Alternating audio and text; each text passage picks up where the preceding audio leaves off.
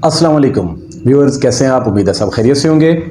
आज के ये व्लॉग थोड़ा सा अलग नोयत का बना रहा हूँ, क्योंकि ये आप लोग जो ट्रेड कर रहे होते हैं, चीज़ें आप अपनी बेच रहे होते हैं, चीज़ें ख़रीद रहे होते हैं, तो उसके हवाले से आज का व्लॉग है। और इसमें कुछ मैं अपने रियल्टर्स भाइयों से भी मुखातिब हूँ और साथ में सेलर बायर दोनों से मुखातिब हूँ।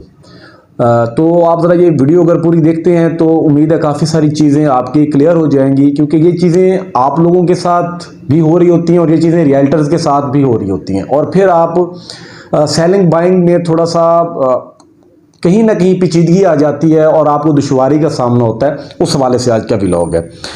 सबसे पहले जो मैंने पॉइंट यहाँ पे अपने पास बनाया है कि डील के कोई SOPs, मतलब कोई भी प्लॉट एक पार्टी बेच रही है, दूसरी पार्टी खरीद रही है, तो उसमें जो डीलर इन्वॉल्व है उसको क्या करना चाहिए।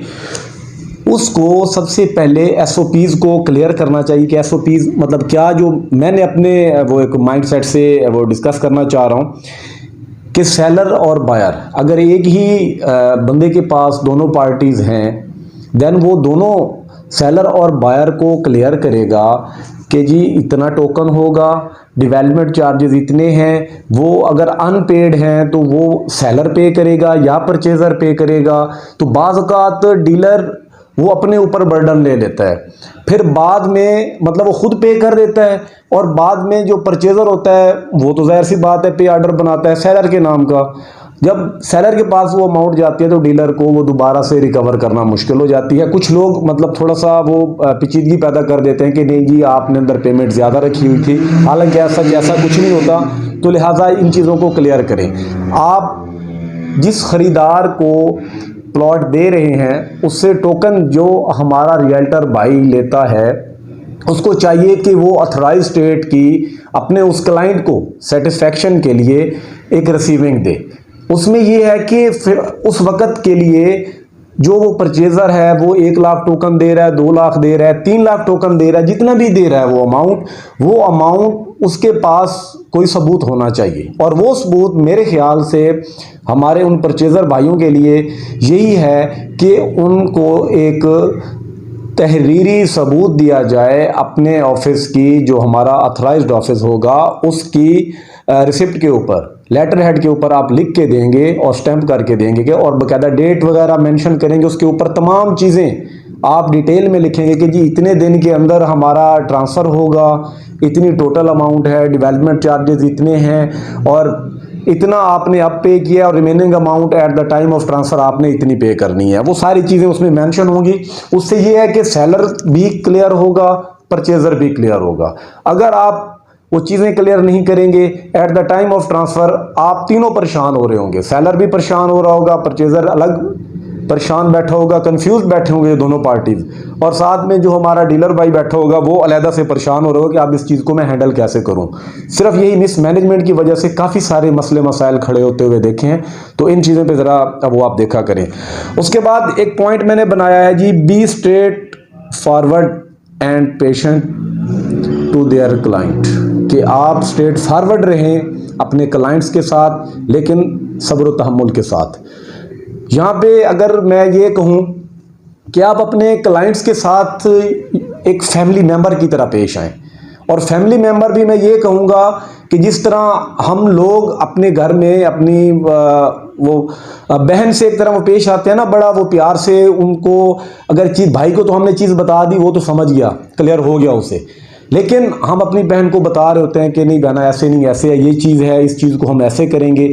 उसमें यह है कि आपने कंसेप्ट क्लियर करना है। आपने जिस बंदे के साथ बात करनी है, चाहे वो सेलर है चाहे वो परचेज़र है, अगर वो डॉक्यूमेंट्स आपको दे रहा है तो आपने उसको थोड़ा सेफ्टी का एहसास दिलाना है कि उसके डॉक्यूमेंट्स महफूज हैं, उसके साथ कोई किसी किस्म का मसला नहीं होगा।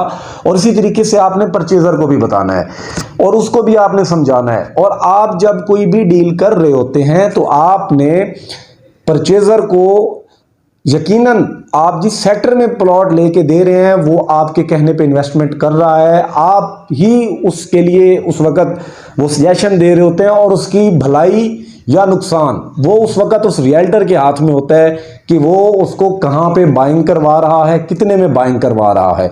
तो इस हवाले से ज़रा अब वो देखें। और एक चीज़ और कि रेट्स के हवाले से कभी भी आप फेक असेसमेंट मत दें। ये रियल्टर भाइयों से मैं कहूँगा कि कभी भी फेक होप मत दें कि आपने कह दिया कि जी मैं आपका प्लॉट इतने में सेल कर दूंगा, हालांकि मार्केट में वो हकीकत रेट होता ही नहीं है। फिर वो सेलर बेचारा वेट कर रहा होता है, और सेलर भी थोड़ा सा लालच में आ जाता है कि चलेंगे 4 पैसे इजाफी आ जाएंगे, लेकिन वो लालच के चक्कर में, वो वेट के चक्कर में, वो एक गलत असेसमेंट के चक्कर में पहले अगर लॉस थोड़ा हो रहा होता है, आप मजीद उसको वेट करवाएंगे, जो आजकल की मार्केट चल रही है, तो उसका लॉस ज़्यादा हो जाएगा, वो उसको ज़्यादा नुकसान की तरफ लेके जाएगी चीज़। तो बेहतर यही है कि आप अपने सेलर के साथ भी स्ट्रेट फॉरवर्ड रहें इन अ सेंस कि आप उनको जो एक्चुअल ऑन ग्राउंड चीज़ें चल रही हैं, जो एक्चुअल रेट्स हैं, उससे आगाह करें।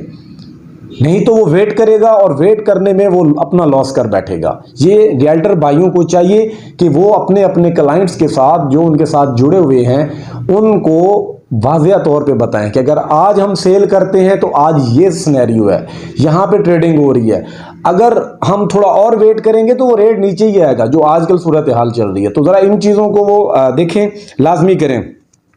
और एक चीज़ यहाँ पे कि नेगेटिव मार्केटिंग से अवॉइड करना चाहिए हमारे रियल्टर्स को। परचेजर की एक नेचर है, वो कोशिश ही करता है कि उसको कम से कम रेट पे बाइंग मिले। नो डाउट, जब हम भी बाइंग करते हैं तो हमें भी कम से कम रेट चाहिए होता है, लेकिन क्या है कि इससे मार्केट बड़ी डिस्टर्ब होती है। एक तो ओवरऑल इंपैक्ट पड़ रहा है चीज़ों का किसी भी बिजनेस के ऊपर, लेकिन अगर आप नेगेटिव मार्केटिंग करेंगे, एक आध प्लॉट अगर बाय चांस किसी सेलर ने किसी मजबूरी में अगर कम रेट पे सेल आउट कर दिया है, तो मेरे ख्याल से आपको नेक्स्ट अगर बाइंग जब आप करने जा रहे हैं, तो आप ये ना हो कि आप कहेंगे हमें उससे भी नीचे, ज़्यादा नीचे चाहिए। तो थोड़ा इन चीज़ों को देखें कि अगर वो बाइंग उस रेट, उस प्लॉट की वर्थ थी क्या, उस प्लॉट में क्या मामलात थे। तो आप किसी भी क्लाइंट को जब रेट दे रहे होते हैं, तो आप उनको ये ना कहें कि जी मैं आपको, अगर 5 मरले की मिसाल दूं, ये रेट चल रहा है 29 लाख से ऑनवर्ड, मैं किसी को कह दूं कि नहीं जी मैं आपको 27 लाख में लेके देता हूं, तो जाहिर सी बात है फिर वो दूसरी पार्टी जो हमारे सेलर भाई हैं, उन पे भी बड़ा नेगेटिव इम्पैक्ट पड़ रहा होता है।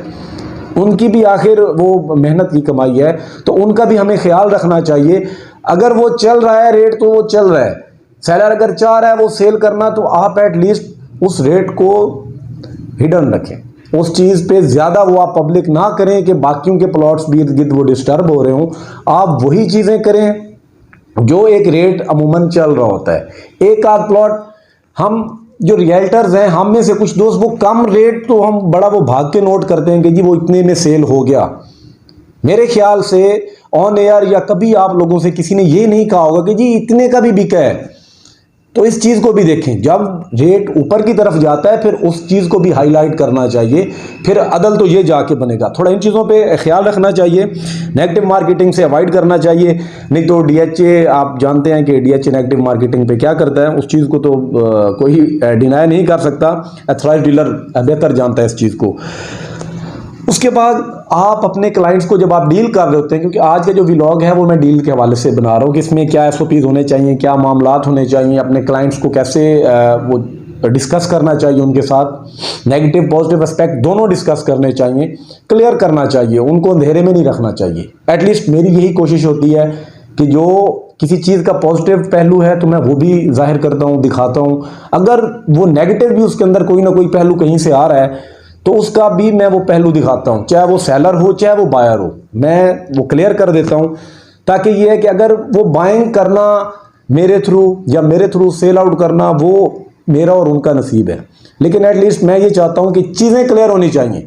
मैं उनको ज़्यादा रेट दे दूँ कि नहीं सर आपके इतने का प्लॉट बिक जाएगा, तो वो वेट करेंगे, कोई और उनको हो सकता है मार्केट रेट से जो एग्जिस्टिंग रेट है उससे अच्छी ऑफर भी मिलेगी, तो वो मेरे फेक रेट पे बैठे होंगे, लेकिन मैं भी उसको सेल नहीं कर पाऊंगा और एक वक्त आएगा वो अपना नुकसान करके बैठे होंगे। इसी तरीके से अगर हम बाइंग की बात करते हैं तो रेट बेहतर होते हुए भी टाइम नहीं लगता। आज अगर मैं कह देता हूं जी 5 मरला मैं आपको 25 लाख में खरीद के दे दूंगा और वो रेट एग्जिस्ट ही नहीं कर रहा, हो सकता है रेट आने वाले 4 दिनों में जब मैं कोशिश करूं, 10 दिनों में कोशिश करूं, 1 महीना, क्योंकि जो रेट एग्जिस्ट नहीं कर रहा वहां तक मार्केट को आने में टाइम लगता है।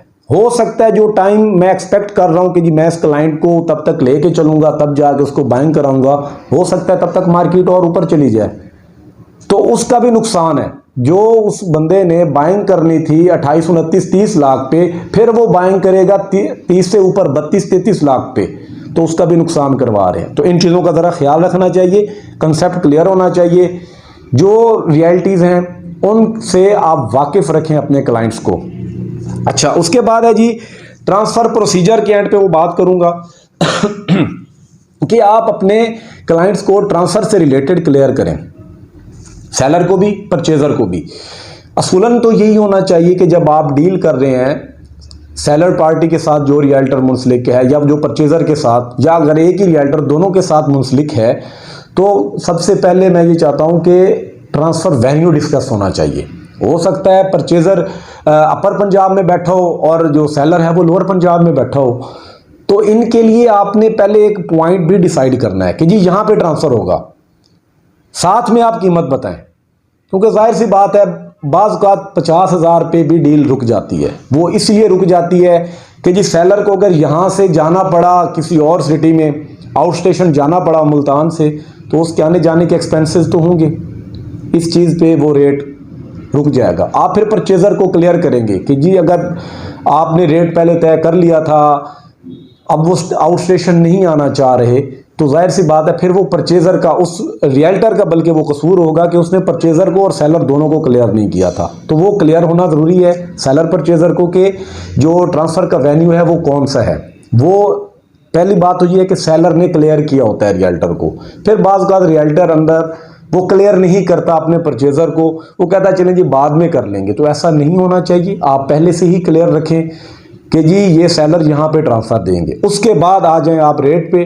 जो भी रेट की बात होती है उसमें जाहिर सी बात है, मुल्तान की अगर हम बात कर रहे हैं तो मुल्तान में जितनी भी ट्रेडिंग हो रही हैं ये होती हैं कॉस्ट ऑफ लैंड पे। यहाँ पे आपके डेवलपमेंट चार्जेस जितने भी आपने अदा किए हुए हैं वो आपको अलहदा से रिफ़ंड होते हैं। चाहे आपने सिर्फ 1 लाख पे किया हुआ है तो वो 1 लाख आपको ज़मीन की कीमत के अलावा आपको अलहदा से मिलेगा, और अगर आपने 10 लाख पे किए हुए हैं तो वो आपको 10 लाख इजाफी मिलेगा, वो आपको मिलना ही मिलना है। तो इन चीज़ों को ज़रा आप क्लियर रखें। और ट्रांसफ़र के हवाले से क्लियर करने में और क्या है, आप परचेज़र को बताएंगे कि जी एनडीसी सेलर ने देनी है, उसमें इतना टाइम लग सकता है। बाज़ औक़ात परचेज़र जो बिल्कुल रियल एस्टेट के बिज़नेस में नया आ रहा होता है या वो पहली दफ़ा बाइंग कर रहा होता है, उसको बड़ी इनसिक्योरिटीज़ होती हैं कि जी मैं पेमेंट दे रहा हूँ और अभी एनडीसी क्लियर नहीं हुई। उसको बताएं कि एनडीसी है क्या, एनडीसी का उसे पता होना चाहिए। फिर उसके बाद उसे पता होना चाहिए एनडीसी अगर क्लियर हो गई है तो फिर अगला जो प्रोसीजर है एफिडेविट्स का वो क्या है, उसमें कितना टाइम लग सकता है। एफबीआर बाज़ का वो बिज़ी होता है उसका सर्वर, तो वो वहाँ से एफबीआर हमें जो है वो हम पे तो कर देते हैं, सीपीआर हमारे पास लेट आती है, तो उसमें फिर थोड़ी दिक्कत आ जाती है। तो इन चीज़ों को आप देखें। फिर बाज़ का अंदर ऐसे होता है कि जी आगे ऑफिशियल्स नहीं है, हो सकता है कि उस दिन अचानक से कोई ऑफ डे आ जाए, तो आप इन चीज़ों को क्लियर रखा करें। उसमें एंड यूज़र जो नया आ रहा है वो सोचेगा कि यार मैं कहीं फंस तो नहीं रहा, वो इनसिक्योर फील करेगा। सबसे पहले आप अपने क्लाइंट्स को ये फील करवाएं कि उनकी इन्वेस्टमेंट या उनकी जो डॉक्यूमेंट्स हैं अगर आपके हाथ में हैं तो वो सेफ हाथों में है, महफूज हाथों में है, उनका कोई मिस यूज़ नहीं होगा, और उसकी जो अमाउंट है वो आपके पास अमानत है और वो अमानत आपने ख़यानत नहीं करनी। इन चीज़ों पे आप ज़रा देखें। मुझे भी देखना चाहिए, मुझे भी कुछ एरियाज़ में ख़ुद में इम्प्रूवमेंट लानी है। हाँ, अब जाहिर सी बात है यहाँ पे ऑन एयर में आता हूँ, आप लोगों से चीज़ें डिस्कस करता हूँ, मैं भी मार्केटिंग कर रहा होता हूँ, चीज़ें जाहिर सी बात है हम भी बेच रहे होते हैं, तो उसमें जो मेरे क्लाइंट्स हैं मेरी कोशिश यही होती है कि मैं उन्हें क्लियर करूँ। अगर उनके प्लॉट की कीमत कम है तो मैं कम ही बताता हूँ, मैं कभी ये नहीं कहूँगा कि जी ये इतने तक मैं बेच दूँगा, मुझे मुनासिब नहीं लगता। अगर मैं ऐसा कहता हूँ वो वेट करेंगे और वेट करने में हो सकता है मार्केट और क्रैश कर जाए और उनका लॉस ज़्यादा हो जाए, ये मुझे मुनासिब नहीं लगता। और जो बाइंग करने आता है उसको भी मैं वही रेट देता हूँ जो चल रहा होता है, और उनको ये भी मैं बता रहा होता हूँ कि डे बाय डे बाज़ का चीज़ें ऊपर चली जाती हैं, बाज़ का वो नीचे भी आ जाती हैं। जो वो चीज़ें चल रही होती हैं उसके मुताबिक मैं भी चल रहा होता हूँ। कोशिश मेरी यही होती है कि जो चीज़ें मैं अभी आपके साथ डिस्कस की हैं इन पे खुद भी अमल करूँ और इंशाल्लाह करता रहूँगा। अगली वीडियो तक के लिए इजाज़त दीजिए। अल्लाह हाफिज़।